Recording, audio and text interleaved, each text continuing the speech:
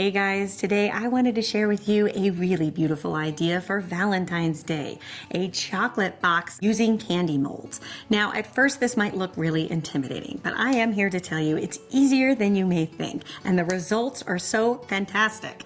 If you have a microwave and a freezer, you can basically do this project, and a few candy molds, but not to worry. I'm going to leave you links in the description for all the molds I'm using here, and the nice part is they're relatively affordable. So let me show you how to do it. I like to use 3 different types of chocolate because I think that it adds great visual interest, and then also it gives you 3 different flavors as well. So we're going to be working with white chocolate, dark chocolate, and milk chocolate. But if you have a preference, you certainly could use just one for all of this. And then next you're going to select a variety of candy molds. So for something like this, I do like to have 3 different size chocolates that I'm going to put into my box because it gives you a lot of look for not a lot of effort. And finally, we're going to also work with one of these 3D molds to make our chocolate box. When I saw this, I thought, wow, that is really fantastic. There's some little tips and tricks that I'll show you when we get into it, but it's really not as hard as it looks. And then the next thing you're going to need for this project is a microwave. Now, you could do this over the stovetop with a double boiler and make sure you're tempering the chocolate and all of that, but I find for what we're making, the microwave really does work just as well. You'll also need just a few microwave safe bowls, or what I like to do is just to use these Pyrex pitchers because they go in the microwave and they have the little spouts so that as you pour the chocolate, it makes it so much easier.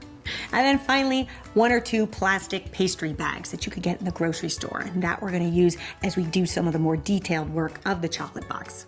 But really, this is all you need. I know it sounds like a ton of stuff, but it's not that bad, and hopefully you have most of these things on hand.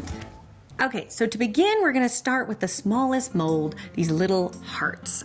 So all you're gonna do is take out your milk chocolate, cut it into probably like bite-sized pieces. It'll just help it melt more evenly that way if they're all the same size. Put it into your Pyrex pitcher.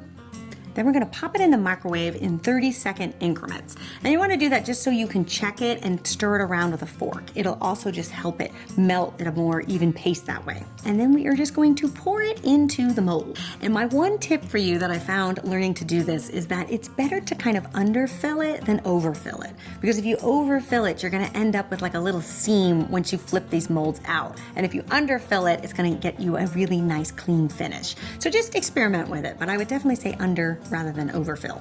And then all you're going to do is pop this in the freezer for about 5 minutes. And then you'll see you can just pop them out and you will have a beautiful little milk chocolate heart.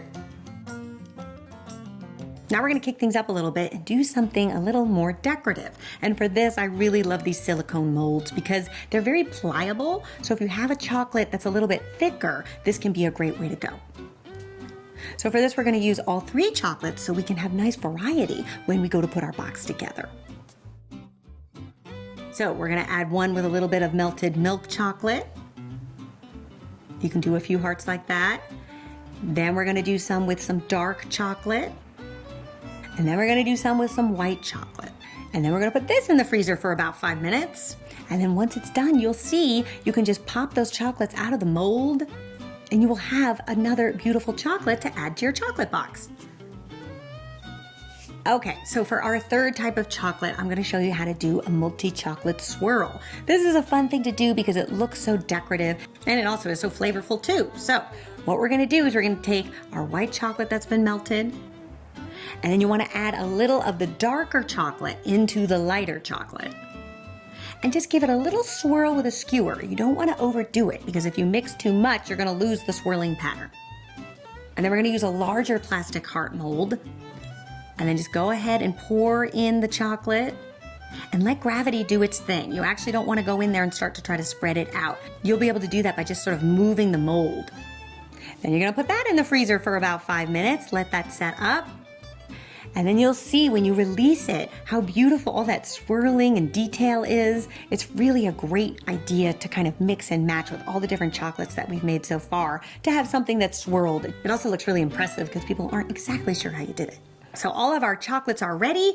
Now it's time to tackle the chocolate box. So the first time I did this, I have to admit, it was a little bit challenging. But now that I've got it down, I'm going to show you how to make it a little bit easier.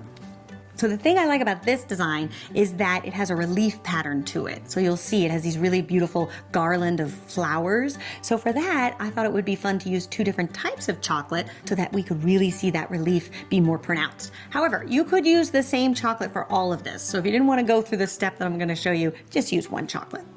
So the first thing we want to do is take our white chocolate and put it in one of these plastic microwavable safe pastry bags. And then we're just going to twist it and then put it in the microwave for 30-second increments until it's melted. And then we are going to snip off just a little bit of the plastic at the bottom to create a little piping hole. So we're going to start with the bow. That's sort of the easier one because it's bigger. And just take your little pastry bag and fill in that ribbon. And then we're going to do all that flower relief down below as well. And then once everything is nice and filled in, and this does take a little bit of patience, but I'm telling you the results are worth it because it does look pretty dramatic. Then go ahead and pop that in the freezer. Once it sets up, we can take the whole mold and fill it with the dark chocolate and then pour it right in the center of that heart mold. And then with your hands, just start tilting the mold, making sure that it's getting into all the different areas of the heart. Again, you don't want to spread it with a spatula. Just let gravity do its thing.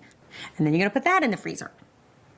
Okay, then this is the hardest part, the bottom of this box. And when I first got this mold, I was looking at it trying to figure out how it works. It's not very intuitive at first, but this is the side you want to fill. You want to fill the side that's actually being poured into the cavity, not the actual side that looks like a box. So we're going to take some more dark chocolate and we are going to pour it again in the center of the mold, making sure it's filling up the well.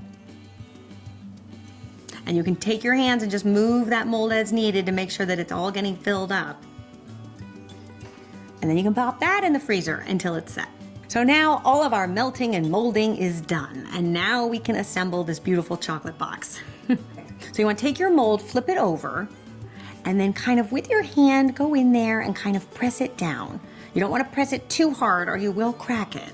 So just do it very gently. And then when you release it, you'll see your beautiful box. Then you can fill your box with all those beautiful chocolates you made. I like to start with the large ones first, then put the medium-sized ones, and then add a few of those little tiny hearts. And then you'll see you'll have a really great assortment. So now it's time for the top. So you're just gonna flip it over, and this releases pretty easily, and then you can place it on top. Now, if you were entertaining and you had a dinner party for Valentine's Day, you could just put this on a cake stand and present to the table after dinner, and people would be very impressed. Or if you want to give it as a gift, I like to take it and put it in a large treat bag and then tie it with a big red ribbon. You do want to keep it in the fridge, though, until you're ready to gift it. And there you have it, a really fun and beautiful idea for Valentine's Day. It's also a great way to show that you put a little time and care into something by making this project yourself. I hope you guys give this one a try and let me know what you think. And I'll also leave you with some of my favorite recipes for Valentine's Day if you need other recipes to round out the occasion. All right, you guys, I'll see you back here next week for another delicious recipe. Until then, bye.